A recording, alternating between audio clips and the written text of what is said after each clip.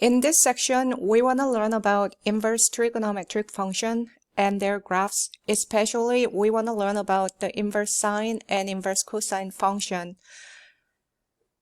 Before we discuss inverse trigonometric functions, we want to review the horizontal line test. Horizontal line test determines whether the given function is one-to-one. Therefore, the function has inverse function or not. We have a function. The function passes the horizontal line test only if any horizontal lines intersect the function at most once. That means if the horizontal line meet with the graph, then that meet with the graph at exactly one point. If the function passes the horizontal line test, then the function is one-to-one and we can define an inverse function.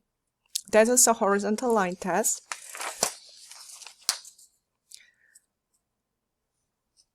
Let's interpret the statement with the actual example. We have three graphs. We have to determine whether each graph passes the horizontal line test or not. For the first graph, wherever you draw the horizontal lines, the horizontal line meet with the graph exactly at one point. That means this graph passes the horizontal line test, and therefore this graph will have inverse function. In this case, if you draw the horizontal line, then in most cases, the horizontal line hit the graph at 2 points. So the answer is no. What happens when you think about the inverse function? Inverse function switches the input and output value. So this y-axis will represent the input value and the value at the x-axis will represent the output value. When you switch x and y value, in this case, this input on the y-axis will have two outputs. So x value, this x value, and this x value will be the output for this input. If there is more than one input, one output, then the function is not well defined. So it doesn't define the inverse function, and this is not one-to-one. This is a typical graph of sine function. If you draw horizontal lines, then horizontal line will hit the graph at infinitely many points if a horizontal line ranges between -1 and 1. So definitely trigonometric function, sine function, is not one-to-one, so it doesn't have inverse function.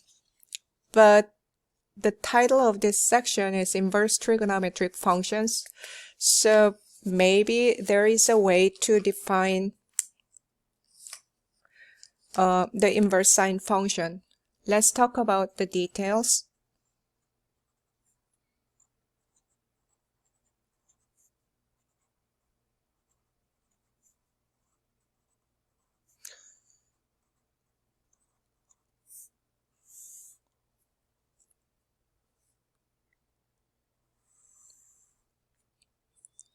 Let me draw the sine function again.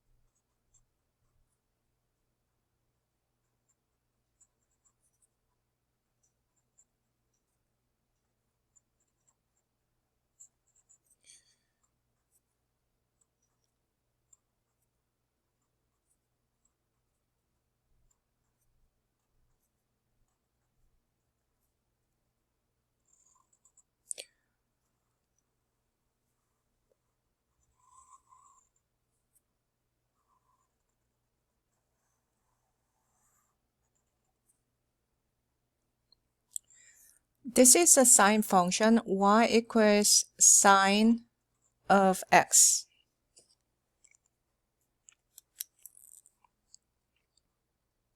As I said, this sine function doesn't pass the horizontal line test. If we work with this sine function, then we cannot obtain the inverse function of the sine function. But the sine function is a periodic function, and if you look at the sine function between minus pi over 2 and pi over 2, then function gradually increases, and that is 1 to 1.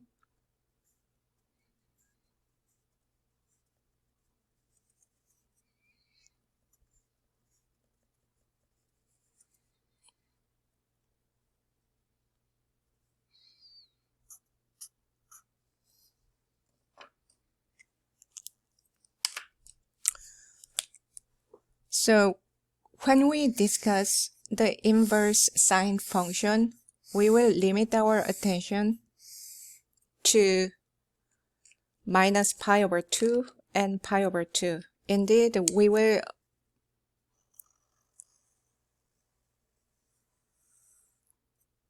put minus pi over 2 and pi over 2 in our consideration.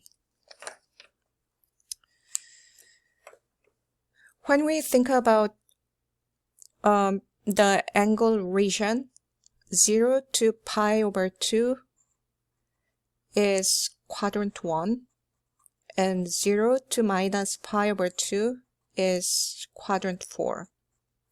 So when we think about inverse sine function, the angle ranges will be minus pi over 2 to pi over 2.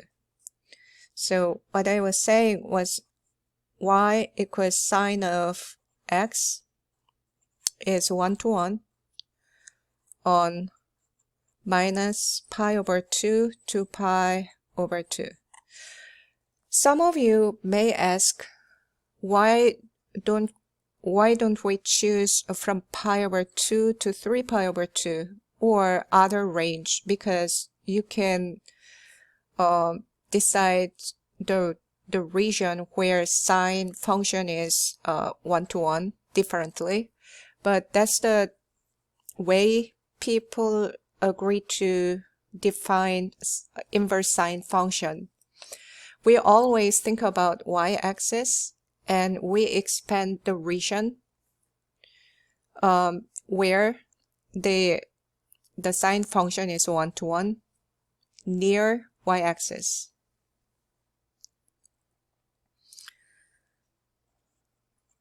If we visualize the angle location,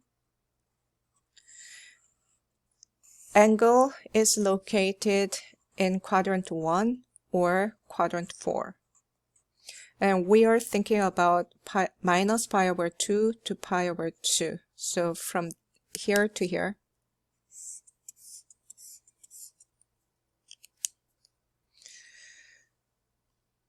So we define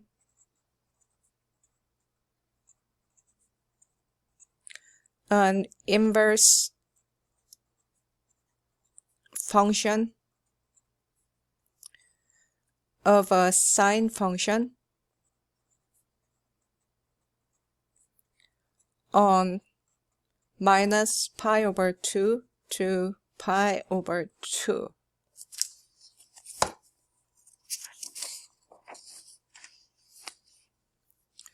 We define the inverse sine function, so there should be a notation. Notation will follow the convention.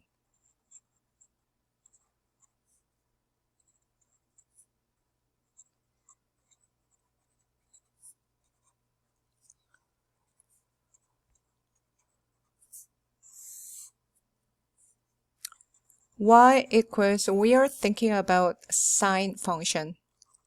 Sin is the function name.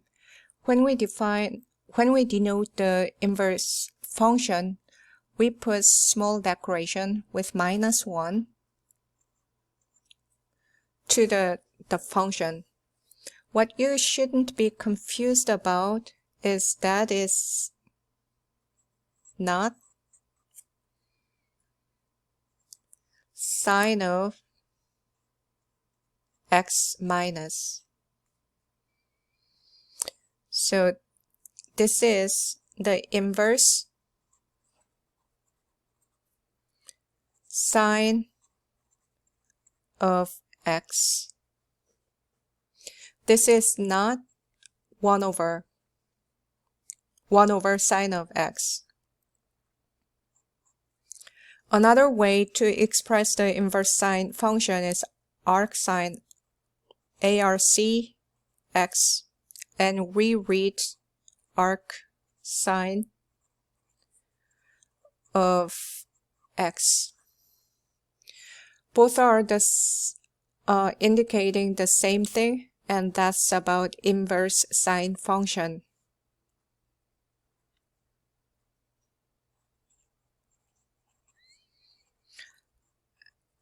Let's just go through the formal definition of the inverse function for inverse sine function.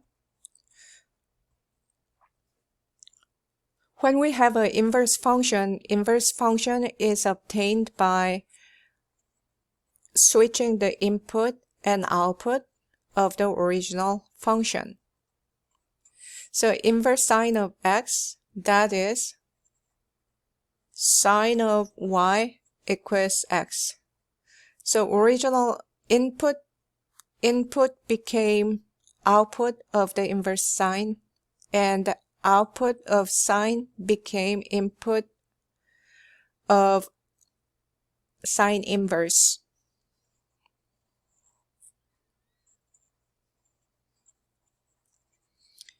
Range of the inverse sine function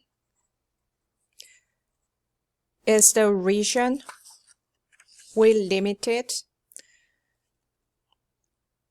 that is from minus pi over 2 to pi over 2. That is the x range in the original sine function, but it became range because x represents input, and in the inverse sine that became output. The domain is the same as the range of the original sine function. Therefore, that becomes minus 1 to 1.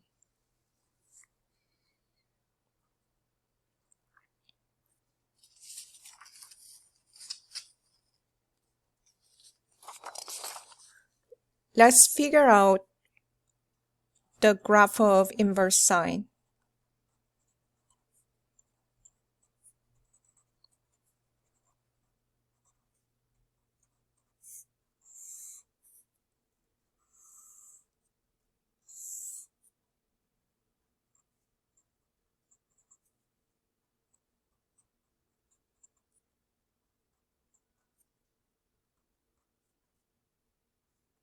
As I said, we are talking about inverse sine function. Input and output are switched. So,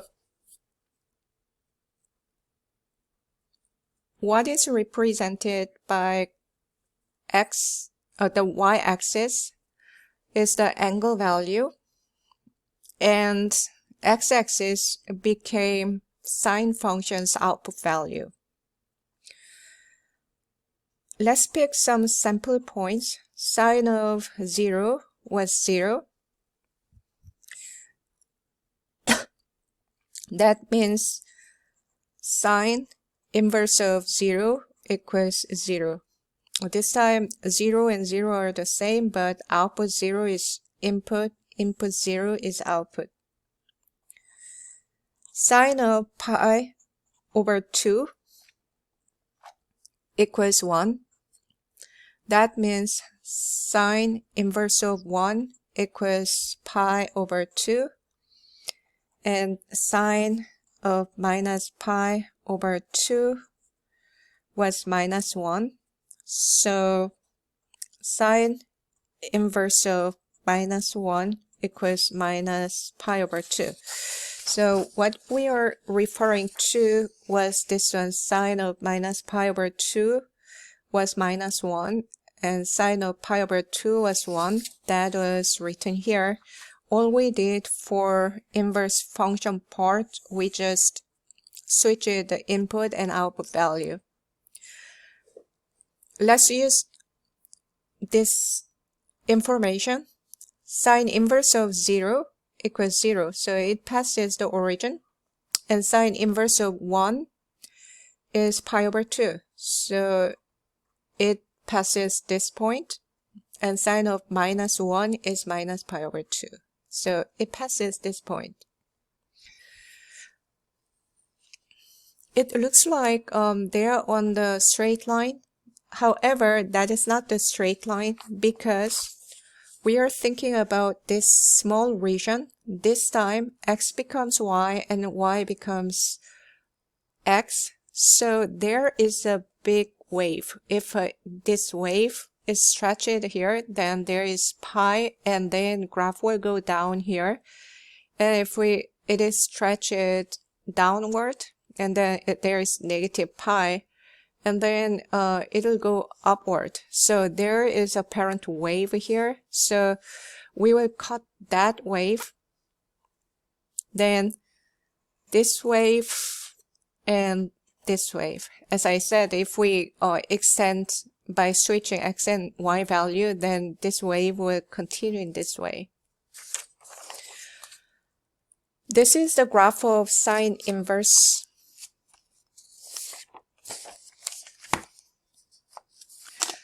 Let's discuss the algebraic aspect of sine inverse function.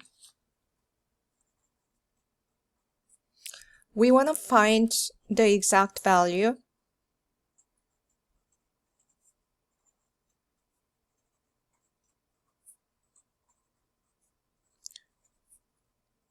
If it is defined.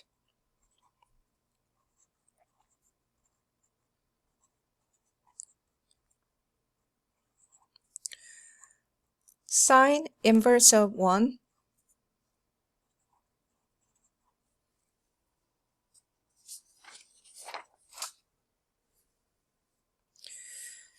Whenever we solve this type of problem, we will follow through the definition of the inverse function. That is the least confusing way to solve the problem. Sine inverse of 1 is the angle which is between minus pi over 2 to pi over 2. Just think about the original sine function. What I told you was we always think about the y-axis and we extend the region where the sine is 1 to 1. That was from minus pi over 2 to pi over 2. This value is minus 1 and this value is 1.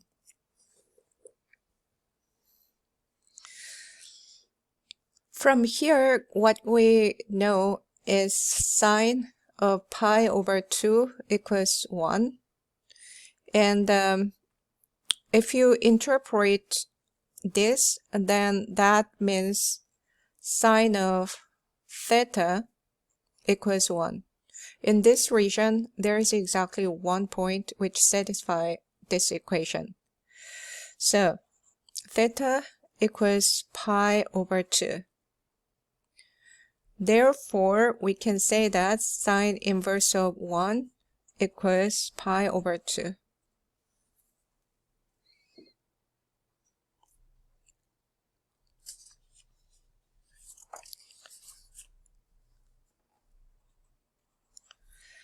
Second problem is sine inverse of minus square root of 2 over 2. Let's just follow the definition of inverse sine. Sine inverse of minus square root of 2 over 2 equals theta, which is in between minus pi over 2 to pi over 2. Therefore, sine of theta equals minus square root of 2 over 2. What we know is two special triangles. Those were 30, 60, 90 and 45, 45, 90 degree. In this case, it is better to go backward from the rationalized one. So 2 equals square root of 2 times square root of 2. So minus square root of 2 over square root of 2 times square root of 2.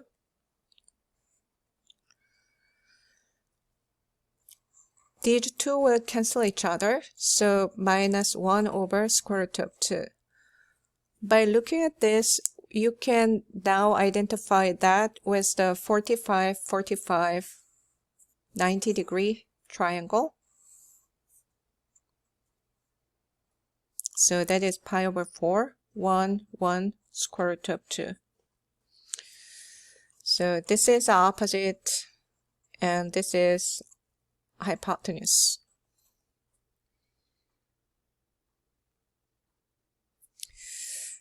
Other thing you always have to keep in mind is whenever you think about inverse sine function, you're thinking about quadrant 1 or quadrant 4.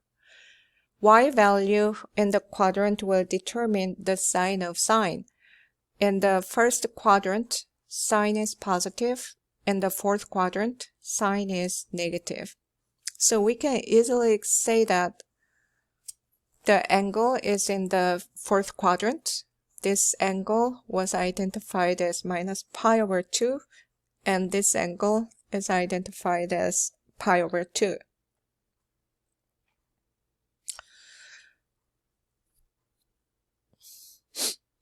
So, by looking at this triangle, we can say that sine of pi over 4 equals 1 over square root of 2, because opposite is 1 and hypotenuse is square root of 2. The reason we are doing that is to identify the reference angle of the theta, given angle theta, that is pi over 4.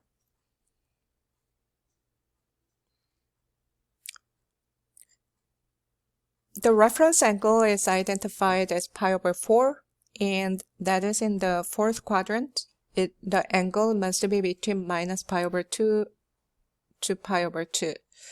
Therefore, that angle is minus pi over 4. So sine inverse of minus square root of 2 over 2 equals minus pi over 4. So the final answer is minus pi over 4.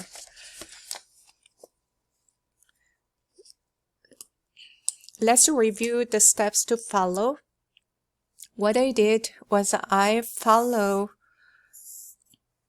the definition of inverse sine function, and we reinterpreted that like this. And then the second step is thinking about the reference angle by looking at the value, and then we think about this sine and locate the angle.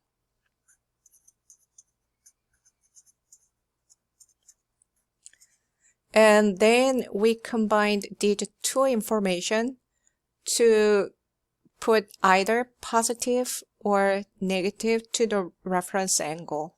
That's the way we solve the problem.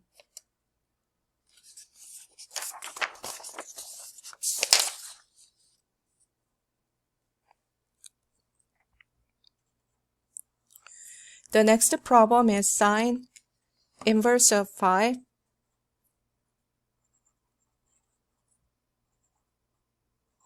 Sine inverse of 5 equals theta in minus pi over 2 to pi over 2. That is the definition of the inverse function, and combined with the range of sine inverse, that means sine of theta equals 5. That is impossible because sine ranges between minus 1 to minus 1.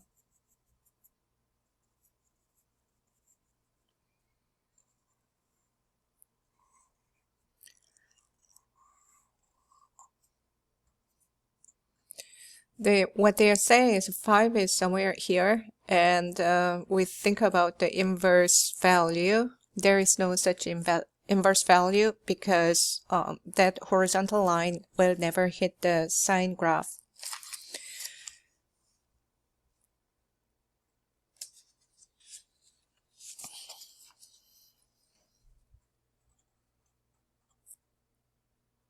In the next problem, we use a calculator.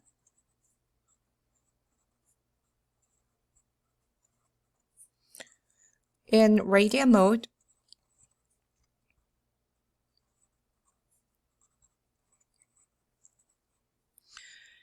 to find an approximate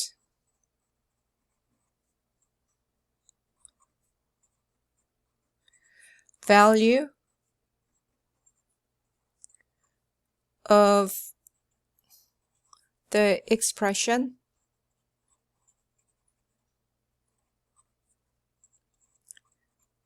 correct to 5 decimal places if it is defined.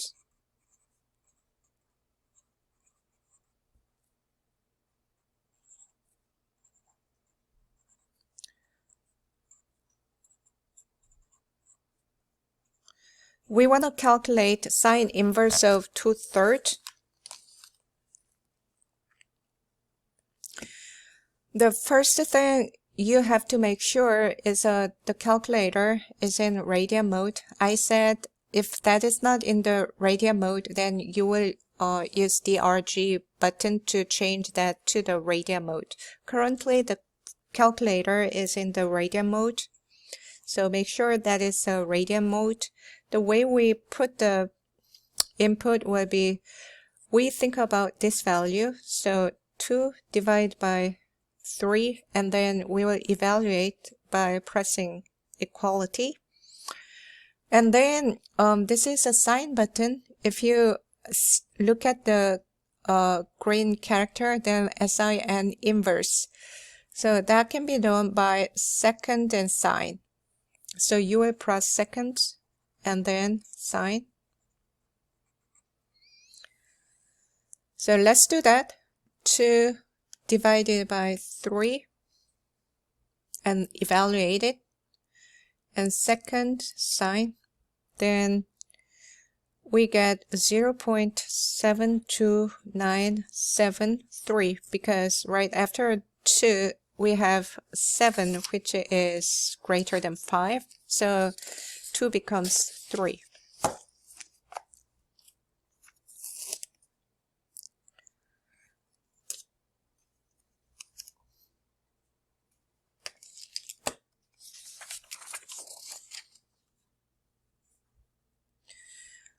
The second question is sine inverse of minus 2 over 9.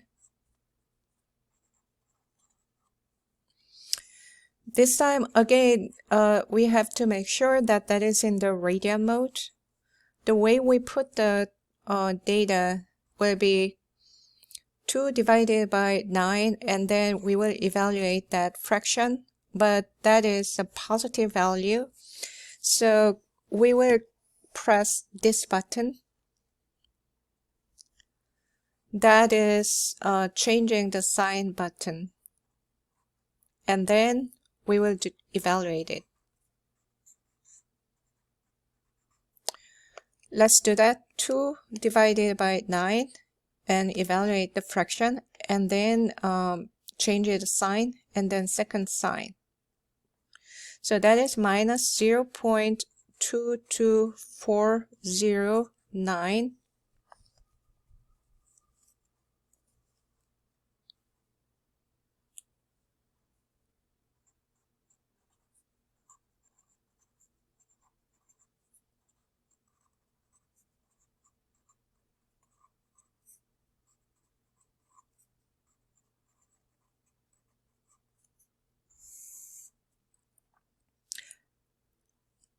Here is the inverse function property of sine inverse function. Sine inverse of sine of x equals x only if x is between minus pi over 2 to pi over 2.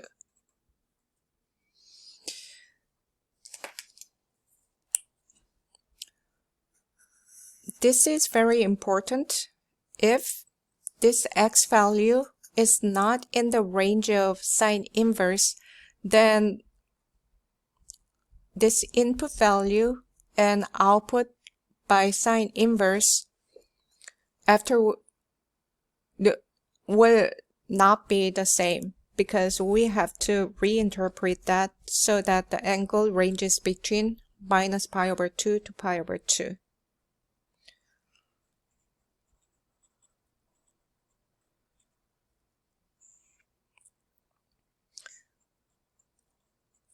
So if x doesn't belong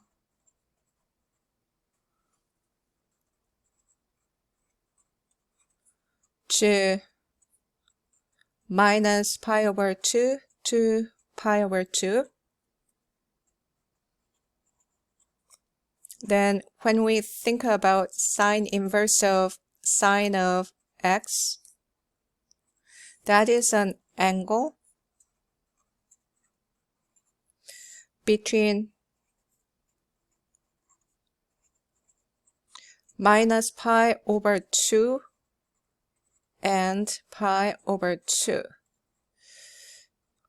with the same reference angle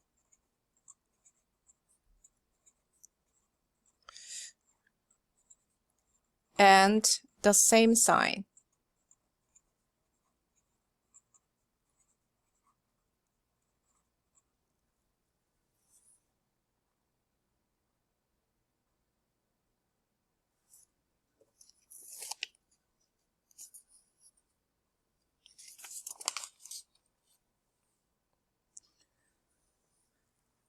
We will understand that statement by actually doing the examples. Find the exact value of expression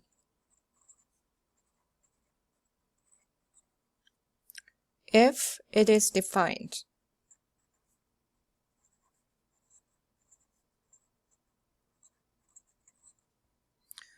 The first question is sine inverse of sine of pi over 3.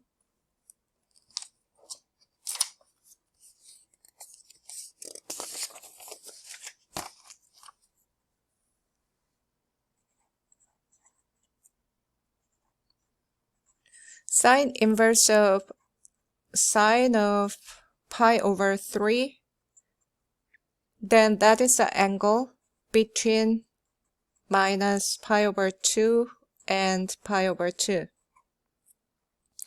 So if we just follow the process, then the interpretation of that is sine of theta becomes this input value.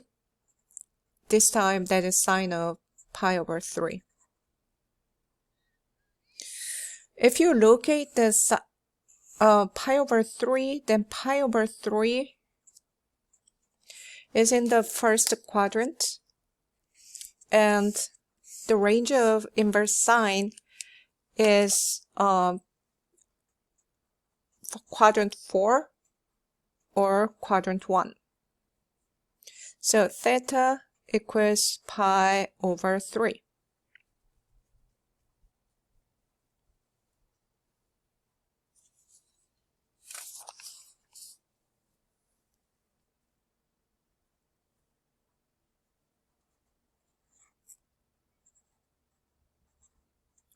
Sine inverse of sine of 5 pi over 6.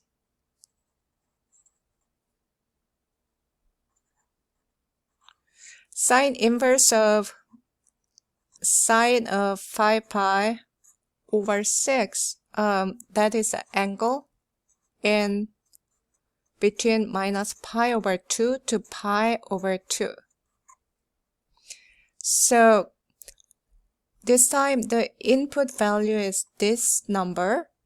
So sine of theta equals the number defined by evaluating sine of 5 pi over 6.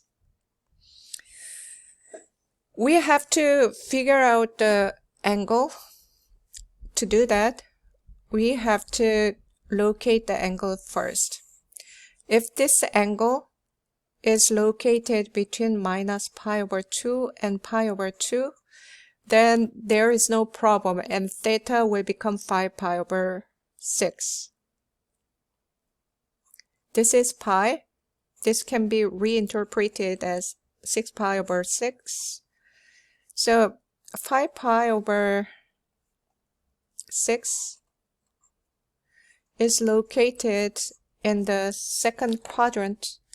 However, the range of inverse sine function is from minus pi over 2 to pi over 2, which is quadrant 1 and quadrant 4. When that happens, what we have to think about was the reference angle, and sine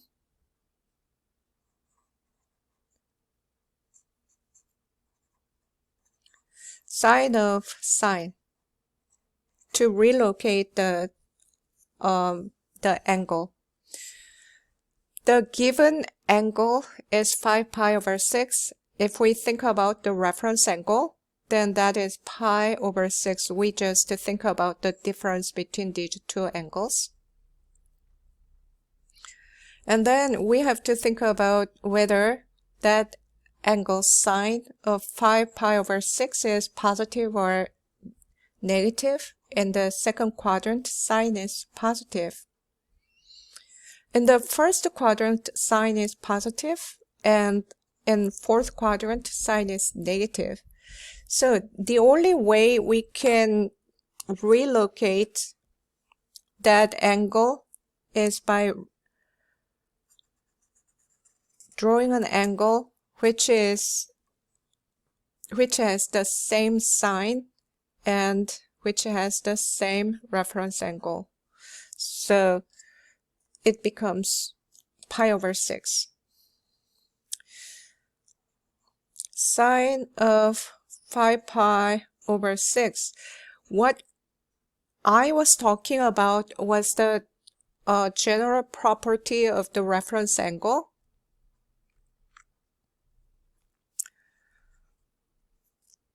Reference angle of certain angle,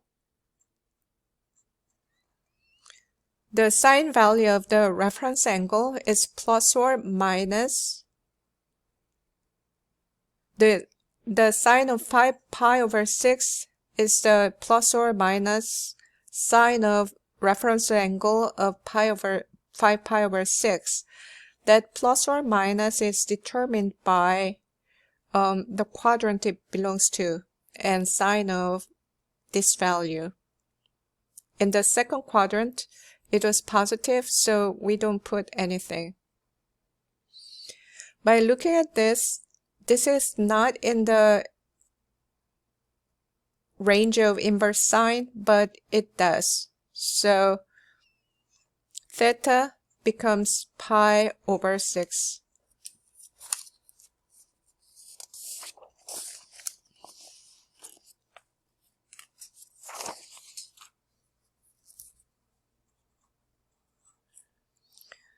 The next problem is sine inverse of sine of 17 pi over 6.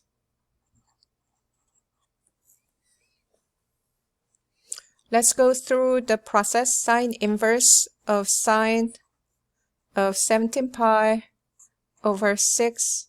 Let's put that as theta. The angle ranges between minus pi over 2 and pi over 2. Then sine of theta equals sine of 17 pi over 6. What we did was we located the angle, and then we looked at the angle location to determine whether the angle ranges between minus pi over 2 to pi over 2. By looking at the number, we can easily say that this angle is not in the range of sine inverse. The number 17 pi over 6 is pretty big. What we want to do is we want to think about twice of this angle to think about 2 pi. So we can rewrite that as 12 pi over 6 plus 5 pi over 6. Then this angle is 2 pi plus 5 pi over 6. So this angle is coterminal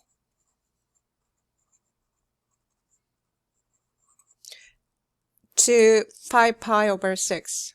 This is pi. I said this can be reinterpreted as 6 pi over 6. And then 5 pi over 6 is in the second quadrant with the reference angle pi over 6. Definitely, indeed, that was 17 pi over 6. In that case, what we did was we go this way, and that is 17 pi over 6.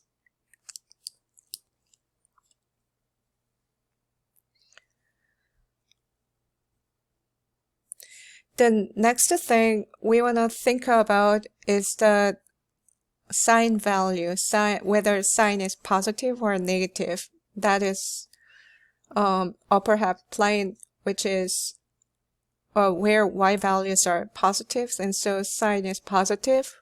In the first quadrant, sine is positive, and in the fourth quadrant, sine is negative.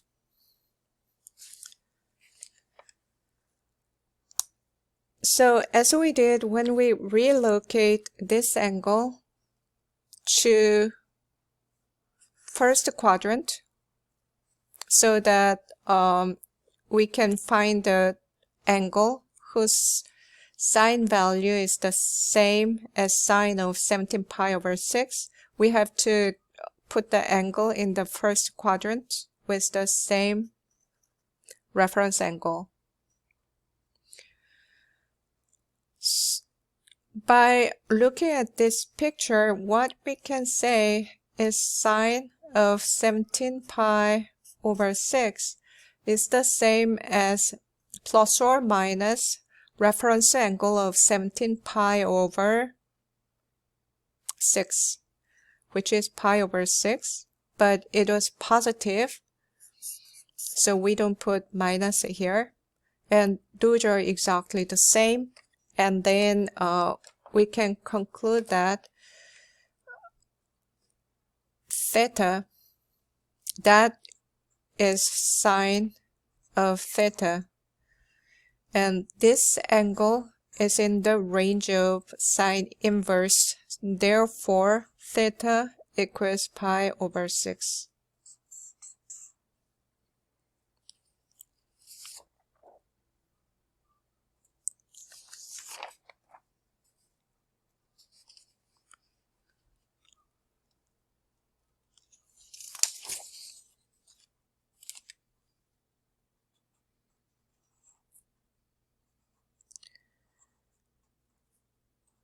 Next problem is sine inverse of sine of 5 pi over 4.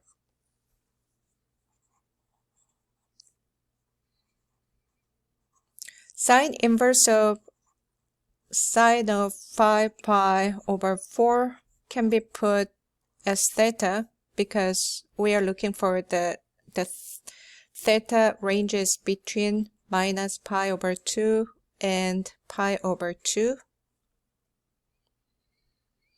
whose sine value is the same as sine of 5 pi over 4. When we rewrite that, that means sine of theta equals sine of 5 pi over 4.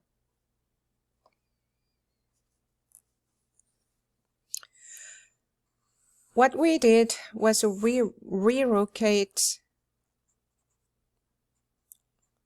the angle if that is not within the range of sine inverse function.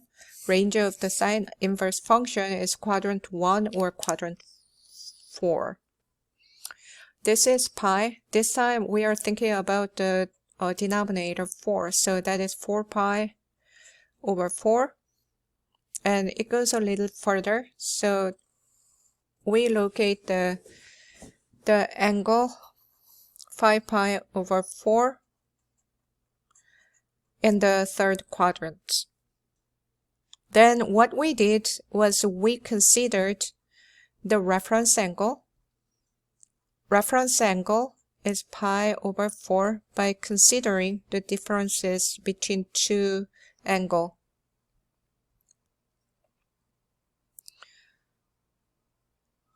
And then what we thought about was the sine of sine in the third quadrant. In the third quadrant, y values are negative, so sine is negative.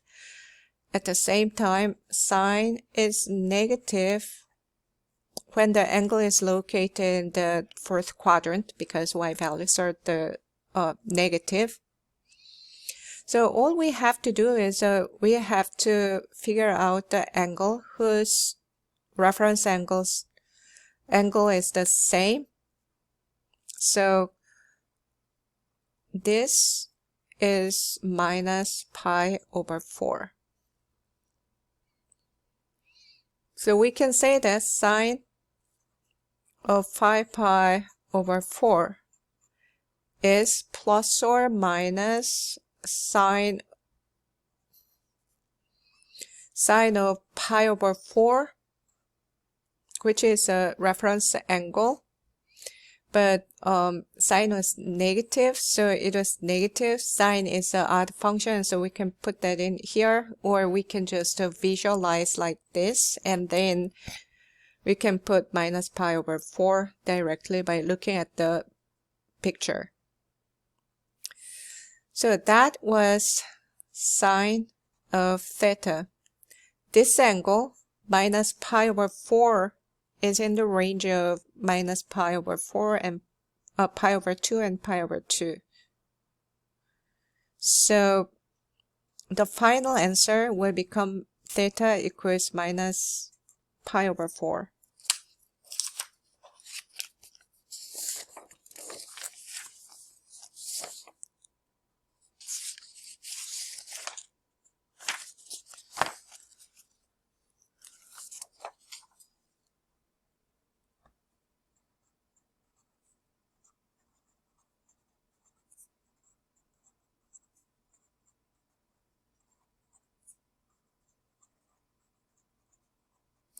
There is another inverse function property of the sine, that is sine of sine inverse of x equals x. This time we switch the position of sine inverse and sine only if x is between -1 and 1.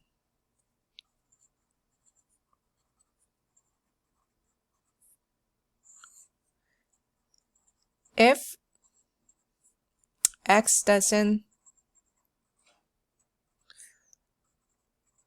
belong to -1 and 1, then sine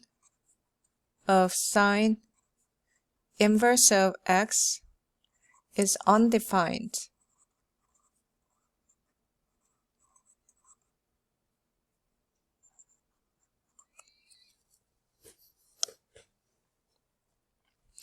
That practically means a sine value cannot become more than 1 or less than -1, which we already know. First question is sine inverse of 1/8.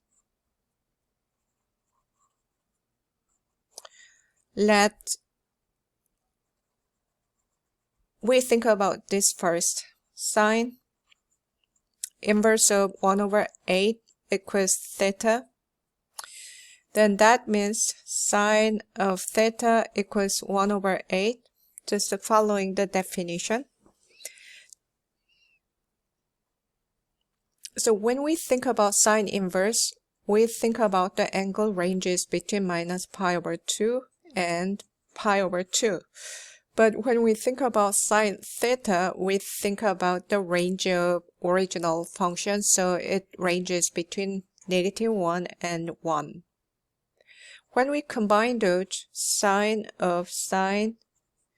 inverse of 1/8, that equals sine of theta. What is going on here is we just did substitution. Sine inverse of 1/8 was defined as theta. So instead of writing this, we just wrote theta here. So that came from here. And then in this step, we said sine of theta is 1/8. So that is 1/8. The final answer is 1/8.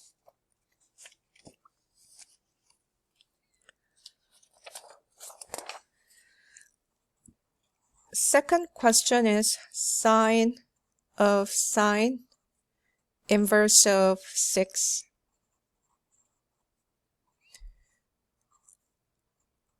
We think about this part first. Sine inverse of 6 equals theta. So the range of sine inverse is from -π/2 to π/2. And then sine of theta equals 6. This time we are thinking about the range of sine. So that should be -1 to 1. 6 doesn't belong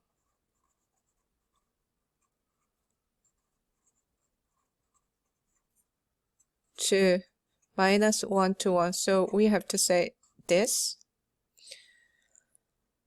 So we can say that sine inverse of 6 equals sine of theta, that is undefined. None of the angle ranges between -π/2 to π/2 can satisfy